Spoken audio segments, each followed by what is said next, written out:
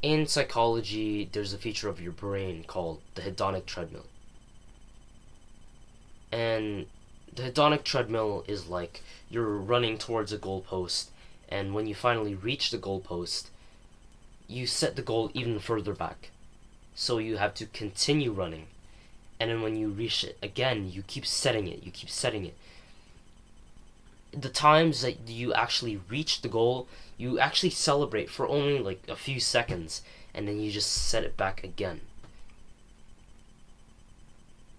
In the real world, some, like, let's say you want some new object product that is very trendy, super trendy, and you want it.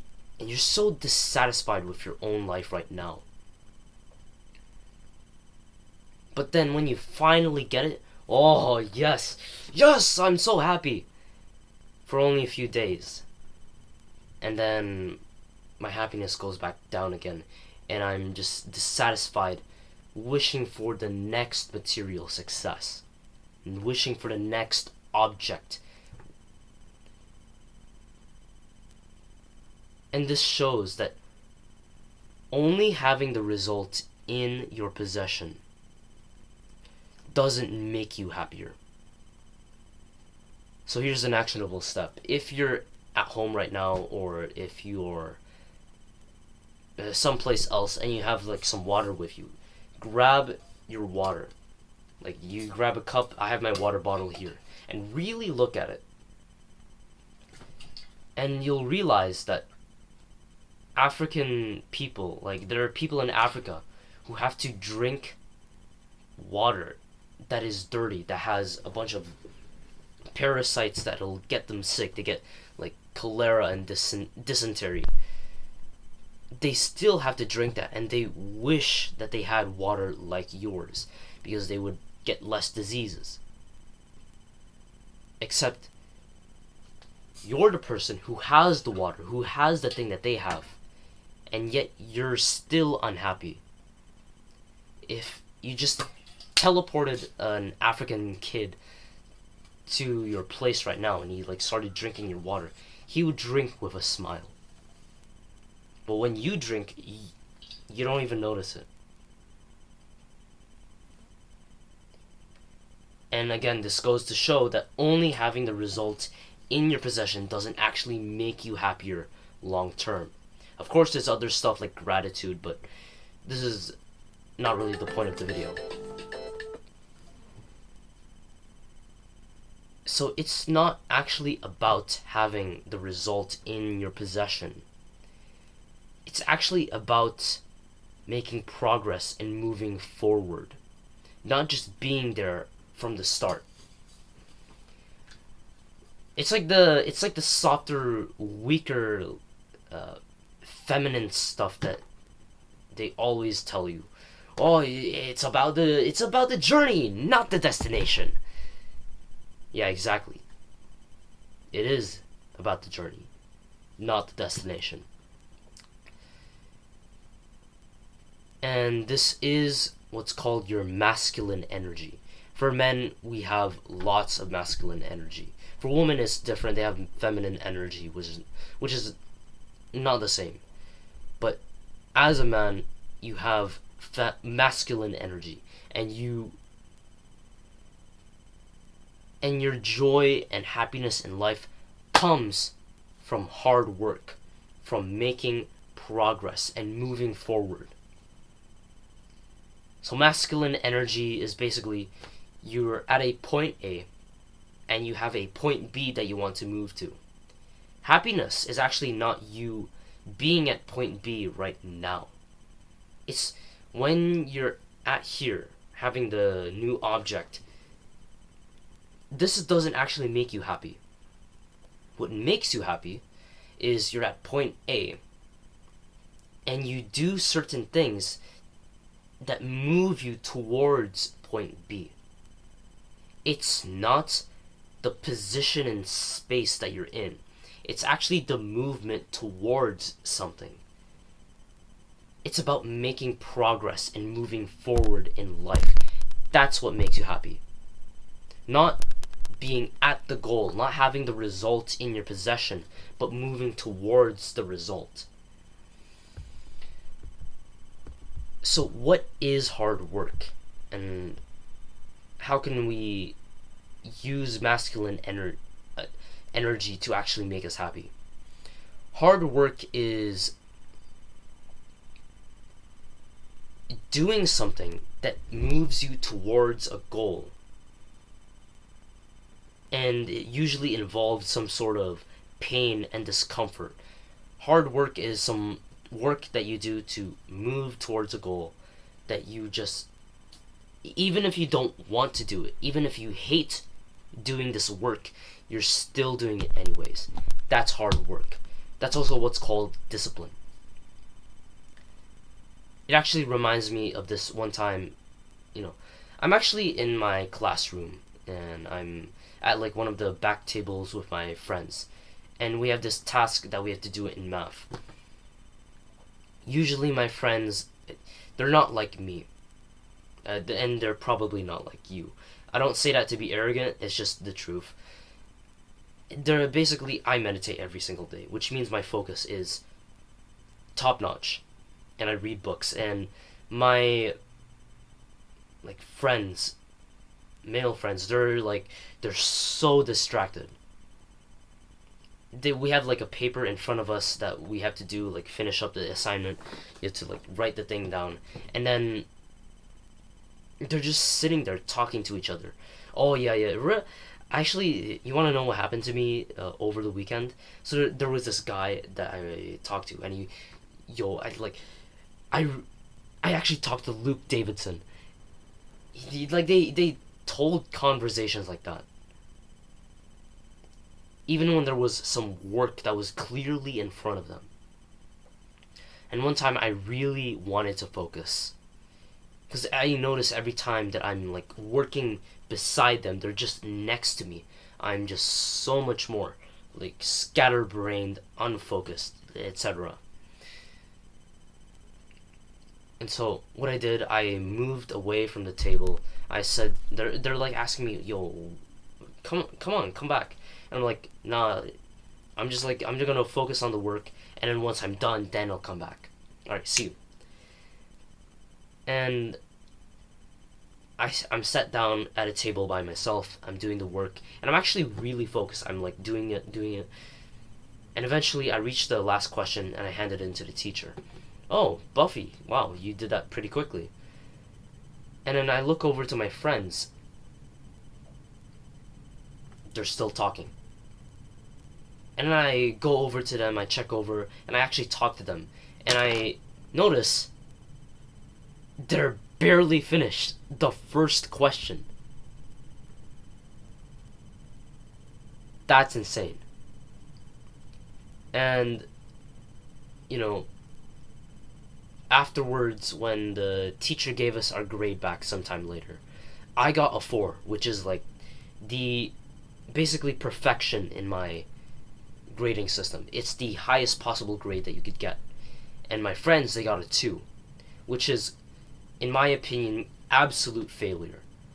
It's like 1 is the lowest grade, and 2 is like close to failure.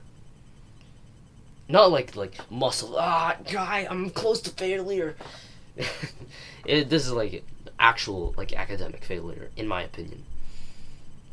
And when I got my grade back, I smiled. But like, my friends beside me, they were like, yo, what grade did you get? Yo, 4? Yo, that's crazy. I got like a 2. I got 1. Oh yeah, remember like the guy that I was talking about earlier? Yeah, I actually like went over and like immediately they just got distracted.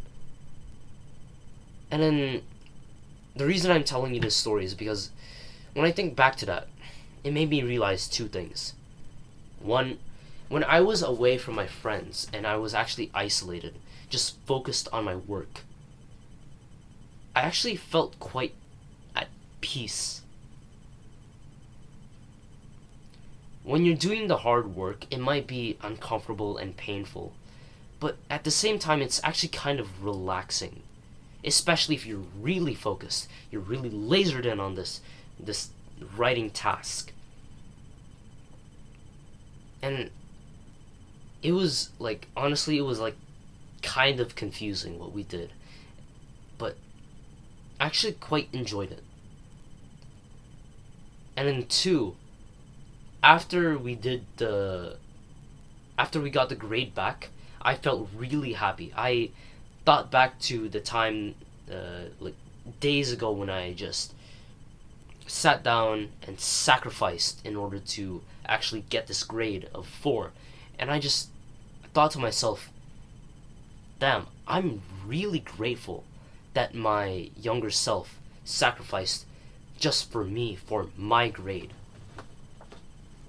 And I was so happy that I got the grade. And basically, like, this is still kind of like the hedonic treadmill. Like, oh, I'm happy at the high grade that I got. And then now I'm like, I kind of forgot about it. It's still the hedonic treadmill. But this also introduces the concept of delayed gratification, where if your life is going up like this, like the stocks, they go up, up. When your life quality goes up, like, continually and not going down, like when you have terrible sleep, you have terrible procrastination, you smoke so that 20 years down the line you're gonna get lung cancer. When you stay away from all that instant gratification stuff that makes your life go down and you make your life go up, that's when you feel happy. And how do you do that? You just have some hard work.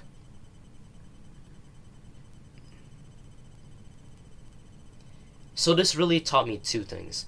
One, during the hard work, even if it's hard, it doesn't actually make you like unhappy. It does, but when you really think back to it, it was actually kind of fun doing hard work.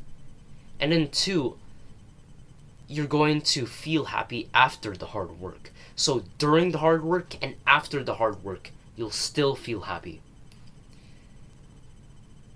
So just doing something to move towards a goal, even when you don't feel like it, even when I didn't want to socially isolate myself from my friends, I still did it anyways, and I felt amazing, actually. It was quite an enjoyable time, and I really enjoyed it. It was actually something I wrote in my gratitude journal. Having no hard work and goals leads to boredom and meaninglessness in life. You should be alive for a reason. Here's another actionable step. Think back to a time when you were just in silence, in a time where you had like no phone, you had no person beside you. It was quite quiet, and you just felt bored. You had nothing to do. You probably like started to like play games, and not with your phone because you didn't have it, but you maybe like started playing with your hands. You started beatboxing for fun, like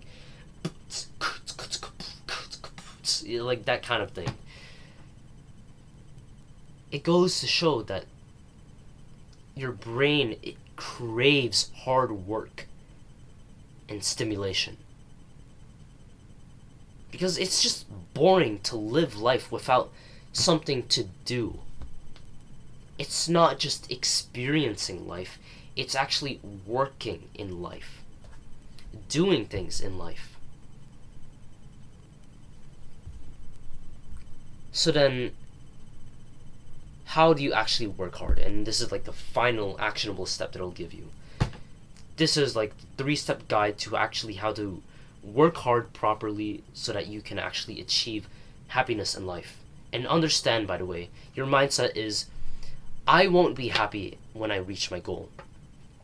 I'll be happy when I do the hard work that's required of me to move towards the goal.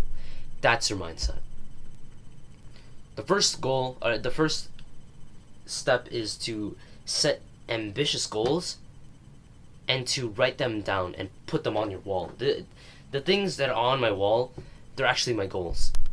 So get a piece of paper, some pencil, some pencil, and then you get a marker, and then you just like you write down your goal, and make sure to set an ambitious goal. So if you're like a straight C student, don't be stupid and set like, I want to be a straight B student. Aim for like really high. Like, I want to be like straight A. I want to be like valedictorian even. You could set that. My goal is to be like have a flawless report card, have like the best grade ever, and when I get that, I'm going to teach it to my entire school. I'll like organize some lecture for the entire school and teach them my lessons. That's a very ambitious goal. And the second thing is figure out the 1 to 3 tasks that you need to do every single day or every single week in order to actually reach that goal. So for example, one of my other goals is to get jacked. This one. I want to get very strong, get really jacked. So what are the 1 to 3 tasks that I need to do? The first that I'm doing is weighted calisthenics.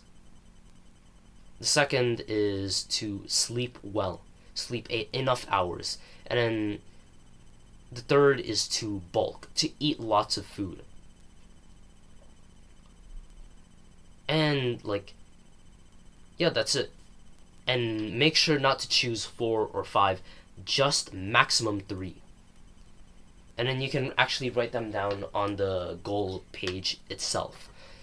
And then you do, the third thing is to every single day and every single week, you do those tasks in order to reach that goal, even when you don't feel like it.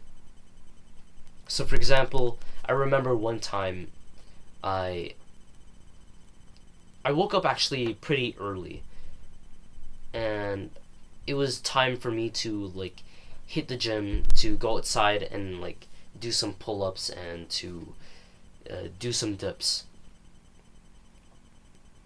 But honestly, I woke up and I thought, oh, I'm so tired, bro.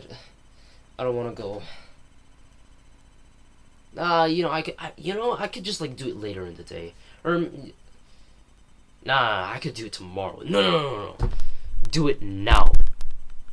Like it's supposed to be hard. Hard work is supposed to be hard. That's why it's hard. Go and outside and work out now. And that's what I did.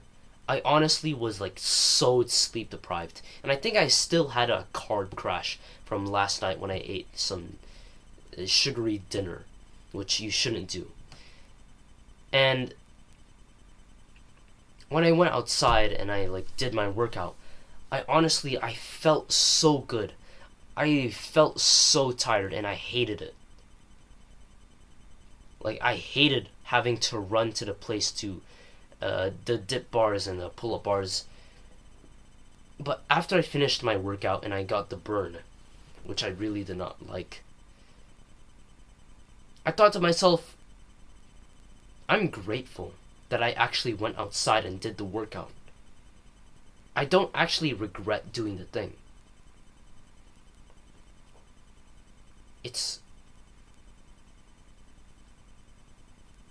Yeah. So that's basically it. And another thing is like, if another task is you have to sleep well. So you have to, like the times where you're like, one last Netflix episode, when what you mean is I'll watch 5 more Netflix episodes and sacrifice 4 hours of sleep. One last Netflix episode. If my goal is to sleep well, to sleep enough hours, that means I have to sleep early. That means I have to sleep like 10, 9, maybe even 8 a.m. or 8 p.m. And that means I can't be watching before I go to sleep. And having to go to sleep early, that is so boring. Boredom is one of the like most uncomfortable, distasteful feelings that you could get. But you have to work hard anyways and go to sleep and just put your devices away even when you don't feel like it. That's hard work. You have to do the task daily, weekly, even when you don't feel like it. That's the 3-step process, the framework that you need to do. The first is to get some piece of paper, some tape, pencil, marker, and you just write down an ambitious goal, a big goal. And then the second is to figure out the 1 to 3 tasks that you need to do, not 4, not 5, 3 maximum, in order to actually reach that goal. And then the third is to do those daily or weekly tasks even when you don't feel like it, especially when you don't feel like it. And remember, understand that having the jacked body, having the perfect grades, that won't make you happy. At least not for the long term. What will make you happy is working hard. So anytime you want to skip the hard work when trying to achieve your goal, anytime you feel some discomfort, some pain, some fatigue, some frustration involved, and boredom with your goal, understand that this is actually what you want to do. Biologically, this is what you want to do. And so, instead of hating the hard work, learn how to embrace the feeling and be grateful and satisfied with it. Do the hard work, especially when you don't feel like it. In the description below is my paid product, Happiness with Buffy, and I will teach you how to have better mental health in that program. If you don't want to pay me, you can still support me by liking the video and subscribing below. See you.